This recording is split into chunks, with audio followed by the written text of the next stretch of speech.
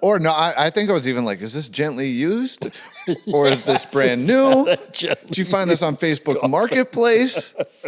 He doesn't need it Were you anymore. like back alley Craigslist? Where did you find I did look on Craigslist. I did. This guy was selling a coffin on Craigslist that he made. But he didn't respond to my replies. I never Well, it's heard good you from didn't him. go. You probably would have ended up in it. It was a little Halloween-y, actually. Our goal on this podcast is to know Jesus better and by the power of his Spirit do better, so together we can be a little better.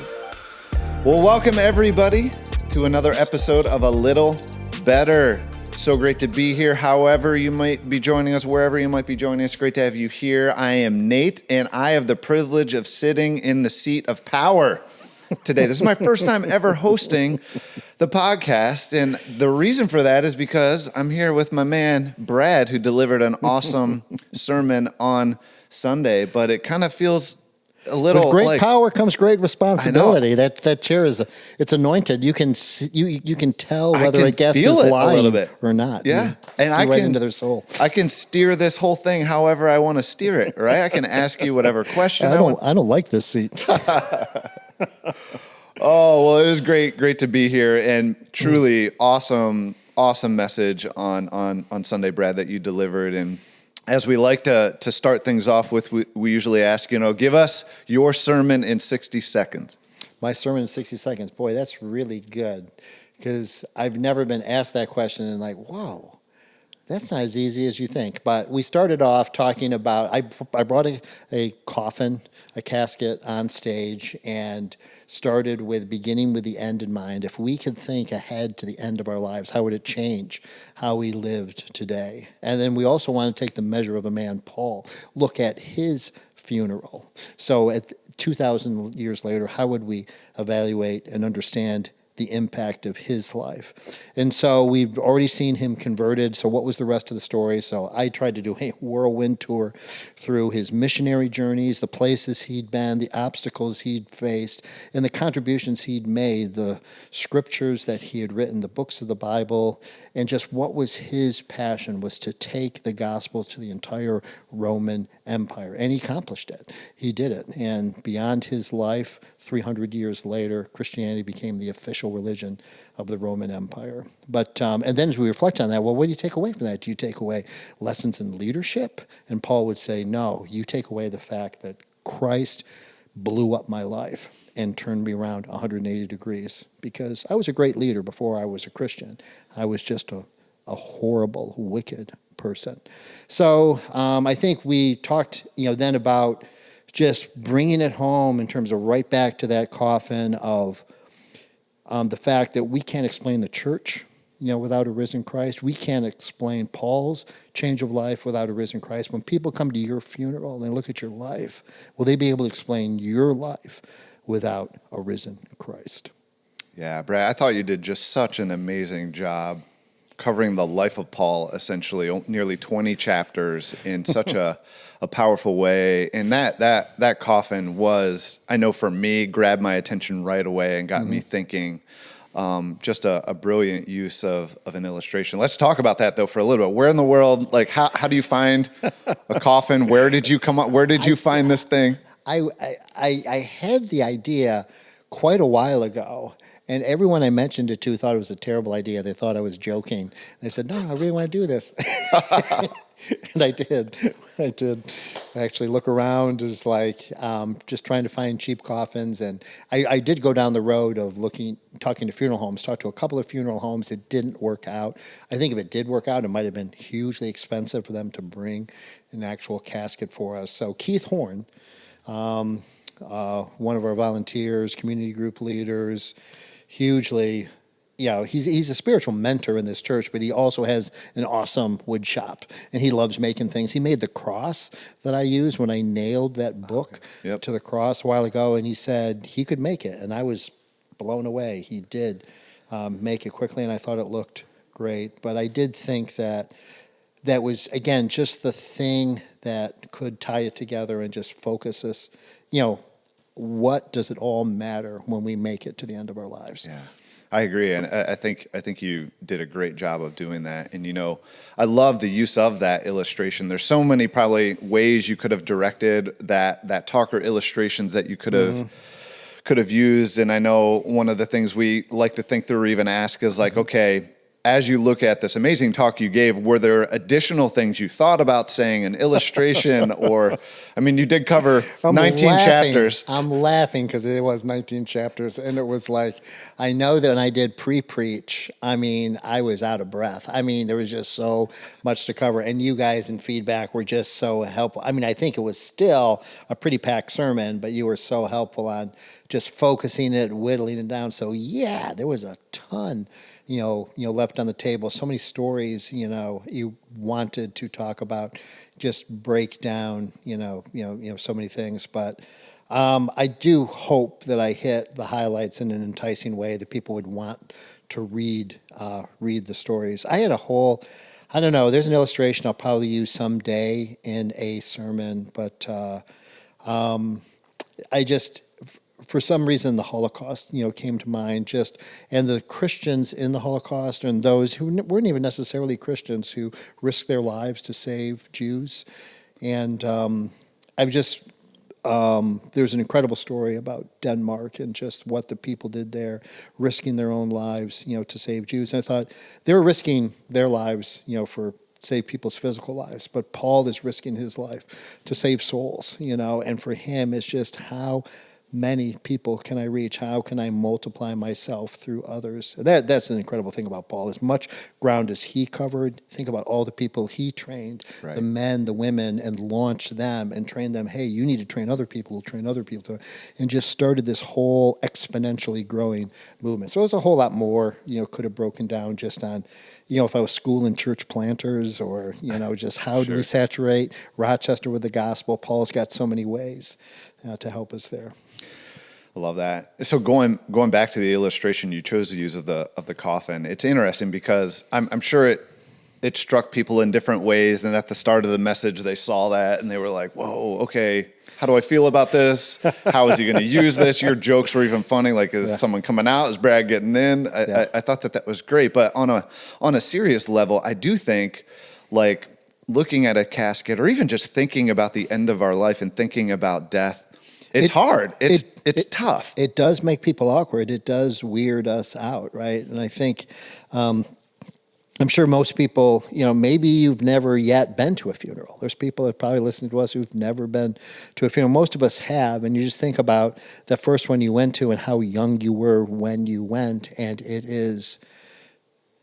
it's unknown territory, and it's stuff, and to to approach a loved one, in a casket, it just evokes so much. But we all have that destiny, right? We buy home insurance because we might have a fire. We buy car insurance because we might have an accident. We pay a few bucks so our iPhone, extend the warranty because it might crack. Well, actually, it will crack. So that one's a certainty. But, we all have that certain date with death, it was certain. And so we have to face it squarely. We have to think about it. But it's something we want to push away. Right. We don't want to deal with it. Why do you think that is? Like, I'm trying to even think in my... I think there's multiple reasons. I will tell you about my thoughts on death, because I have been thinking about death. I mean, I've been at both my parents' bedside, when they've died, and I've officiated, a funeral, and I'm sure you've officiated several yourself. But one thing for me is I'm not as afraid of death, because I know to die is to be with the Lord, but I'm a little afraid of how I'll die, I mean, I watched my dad die. It didn't look pleasant. So that's just, I think people, it's terrifying, to think even about how you'll die. But it's also kind of terrifying to think what will the evaluation of your life be, right? What will people, really... I know that's what hit me, because I think why I think it's hard to think about death is it's sad, and it's loss, or it's regret. And I look back on I shoulda, coulda, woulda, or shoulda lived a better life, or, I think more about that rather. But I thought you did such a great job of broadening broadening it beyond that, those are important things to be thinking about and fair things, but even just the like, how will I be remembered? And will my life point to a greater story, the story of the gospel, not just, okay, Nate did this or did that. And I think that was just so powerful to think about. You know, something I was thinking about and all that too, and you know, we didn't even talk about this ahead of time, but it occurred to me I was thinking about, because I think it's easy for someone to listen to a message like this and think, well, I'll never have the impact of someone like Paul. I'm never going to live a life of this incredible sequence. I mean, the whole world pretty much knows about Paul, and they certainly know about Christianity. I mean, it's just this huge impact. What about me? And I think what I maybe failed to do, or I could have done, you know, in the sermon, was also encourage people that don't have flashy lives, you know, or significant lives, or big in the public spotlight kind of lives, and to know that it's not about what others see, it's about what God sees. And what will God see in our life? And I think about those times where people are encouraged just because they know that God sees them. You know, there's times in the Old Testament, the God who sees, or is it Nathaniel who's under the tree and Jesus sees him? But, you know, if you're living a life faithful to the gospel, it may not be flashy, but know that God sees. That's good. And Paul didn't get to live to see the impact of his life. Right. And, you know, who knows what God will accomplish after ours as well. There's a statement you made in your message that kind of like, that jarred me in a good way, but you made the statement of like, we need to learn how to die. Yeah. I'd love to unpack that a little bit more. Like, what does that look like every day? How do I, you know, each day, or practically, what does that mean or look like in my life to learn how to die? Yeah, I think it's theological and practical, right? I mean, theologically, that Galatians 2:20 is one of my favorite verses. I remember learning it and memorizing it when I was young. I think we even sang a song, "For I am crucified with Christ, nevertheless I live." I'm not going to sing the whole thing, but that's pretty good. But I am crucified with Christ. It's no longer I who live, but Christ, you know, who lives in me. The life I now live in the flesh, I live by faith in the Son of God.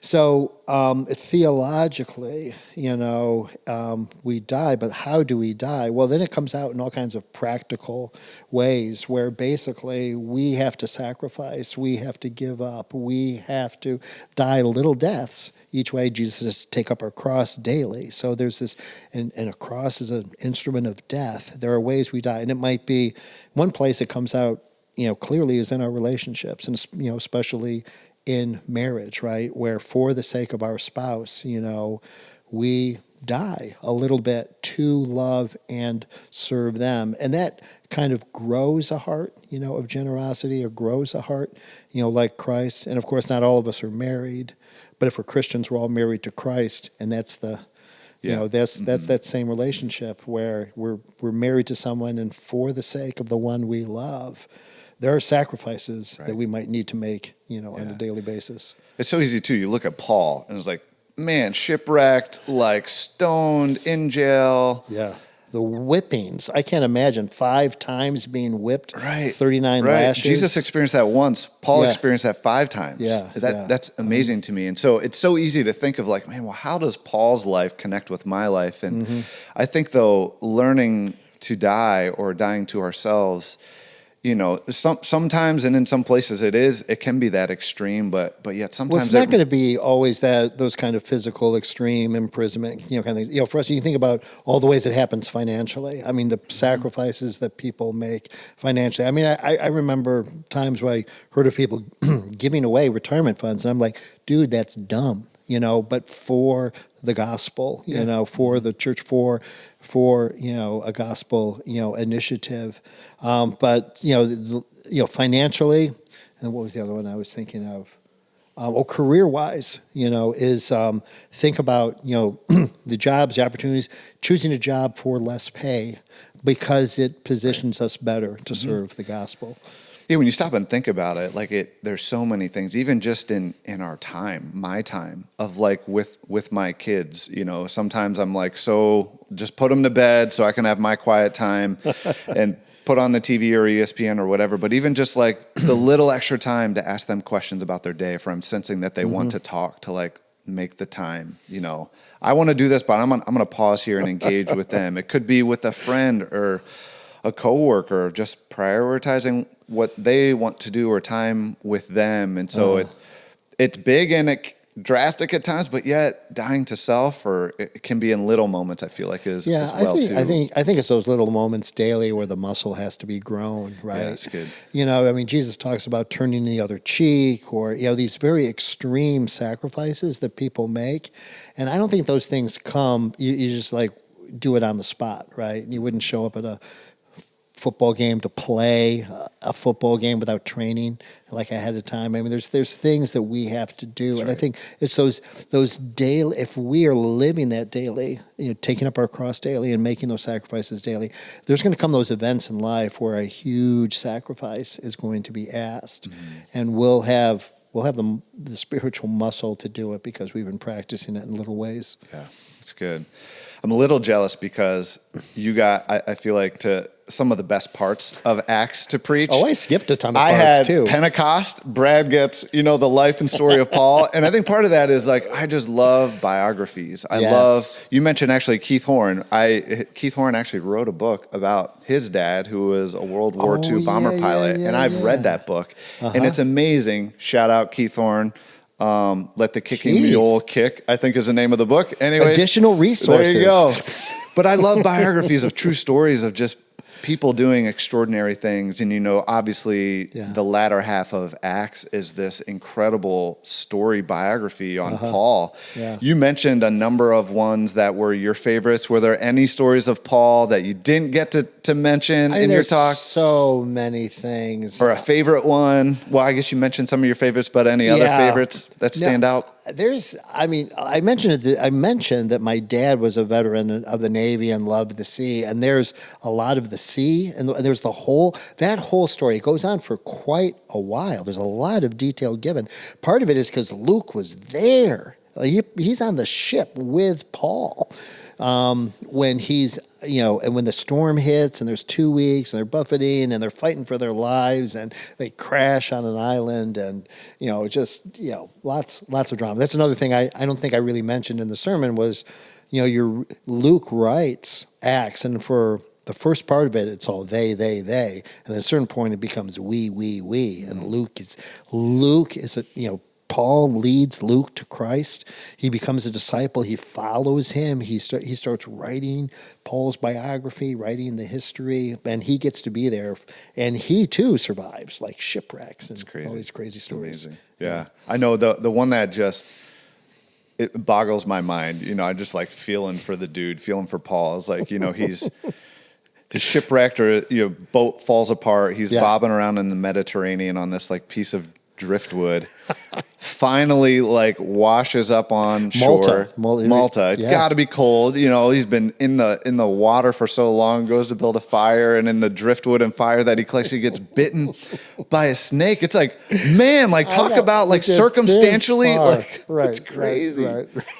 But unreal. That story just blows my mind. I mean, how could he not just be like, come on, Lord, look at what I have done, and now here I'm just trying to build a fire. Oh, it's crazy to me. Yeah, that happens so much. Stuff happens and you say, why, Lord, why? But then he intervenes in a way and it's like, no, that's a good story. Right. Yeah, totally. But again, another example of Paul, it's so easy for me to have circumstantial faith, where my faith just rides on how good my day is going or bad my day is going. And if things are good, God is good. If things are bad, well, then God must be punishing me, or, what is wrong. But I love that, man.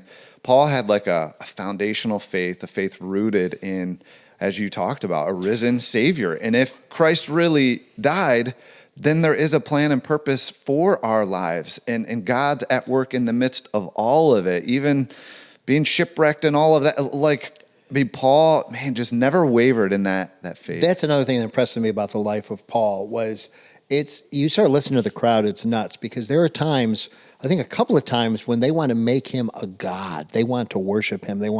He's trying to get them not to make sacrifices to him. And you let that get in your head and say, well, I could bask in this a little while. I guess I'm pretty hot stuff. Now they're screaming in your face. They're stoning you. It's this unbelievable roller coaster of huge affirmation versus total opposition, and yet there's something that makes him very even keel through all that. I know. Because he doesn't care what they think; he cares what Christ thinks. Right. Yeah. Truly amazing. Well, Brad, you did a masterful job wrapping up the series, talking about the life of Paul. It's been a privilege and an honor to sit in this seat. Hopefully, I'm getting it back soon, I hope. Yeah. But anything else? Anything I didn't ask you or something, man, you would love to share?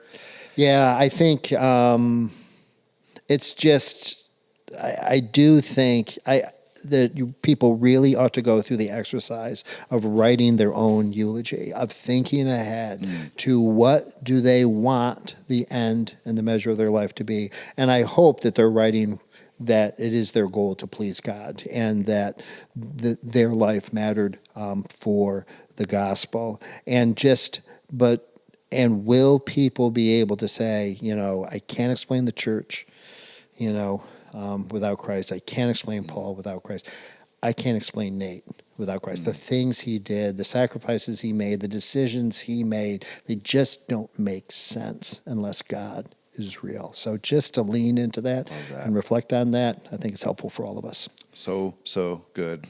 Thank you, Brad, for an awesome talk, awesome podcast. Thank you for joining us. Next week, we are back to normal. Drew is back preaching. We start a new series, My First Christmas. Brad will be back in this seat as well. But thank you guys for joining us today on this episode.